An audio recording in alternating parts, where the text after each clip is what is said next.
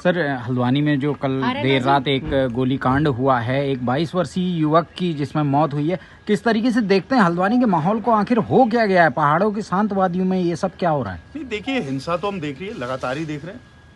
चाहे जो सबसे बड़ा विषय इस समय पूरे उत्तराखंड को जिसने पूरा घेर रखा है, हम कह सकते हैं लोगों की संवेदनाएं, जिसमें अंकिता भंडारी हत्याकांड से लेकर अगर हम कल रात तक की बात करें, जिला पंचायत चुनाव की बात करें, हिंसा ही हिंसा देखने को मिल रही है और ऐसी खुली हिंसा देखने को मिल रही है।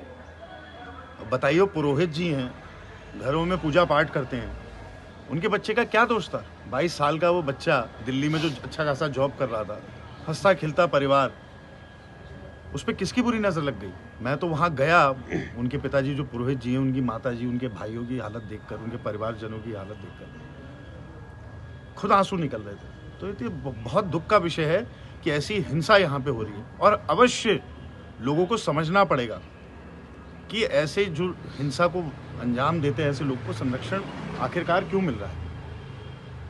संरक्षण क्यों मिल रहा है हिंसात्मक कार्रवाई करने वालों को या हिंसा के प्रति जिनका रुझान है, ऐसे लोगों को उत्तराखंड की राजनीति में विशेषतः मैं कह सकता हूँ क्यों बढ़ावा मिल रहा है?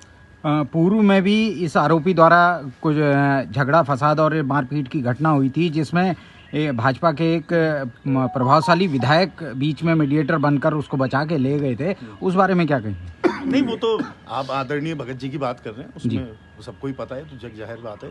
भगत जी ठीक है, आपके मंडल उपाध्यक्ष हैं भारतीय जनता पार्टी के, आपके पार्षद हैं, आप धरने पर बैठे, आप ले गए, लेकिन इससे हमें प्रश्न चिन्ह ये भी पूछना पड़ेगा, क्या इसके बाद हौसले बढ़े? क्या उस व्यक्ति के हौसले बढ़े? क्या उसे ये लगा कि भाई सारा सिस्टम मेरे आगे धाराशाही? लेकिन जो भी हुआ, एक 22 साल का बच्चा जिसका पूरा जीवन उज्जवल भविष्य उसके आगे था, ये सोचने का विषय है।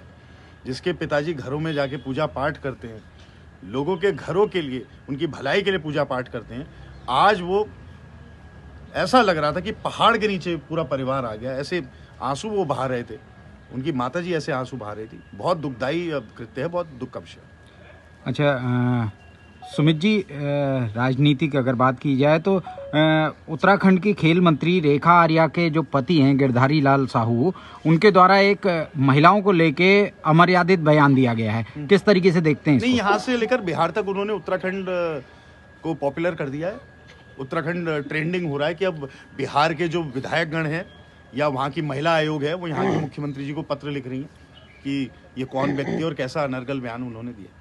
क्या अनर्गल बयान था? उस बयान को सुन के तो वाकई में हमारे भी कान खड़े हो गए कि क्या वाकई में यही मर्यादा रह गई है कि ऐसे बयान इस प्रदेश में जो जिम्मेदार लोग हैं वो देंगे?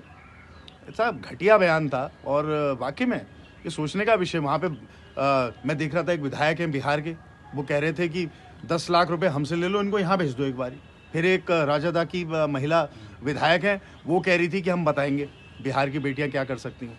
तो ये मतलब किस प्रकार की अनर्गलता चल रही है, असंवेदनशील एक माहौल पूरा बना हुआ है कि जो जिसके मन में आ रहा है बोल दे रहा है। वहाँ पे एक केंद्रीय पूर्व मंत्री और जो इस समय वहाँ पे मंत्री हैं, वो घंटा घंटा कर रहे हैं, बताइए। तो ये क्या चल रहा है? मतलब ये क्या मर्यादाएं तार तार करके क्या क्या साबित करना चाहते हो आप? और मैं तो जनता से कहना चाहता हूँ कि कितना समय आप इस रावण राज को और देंगे, ये आपके लिए सोचने विषय है।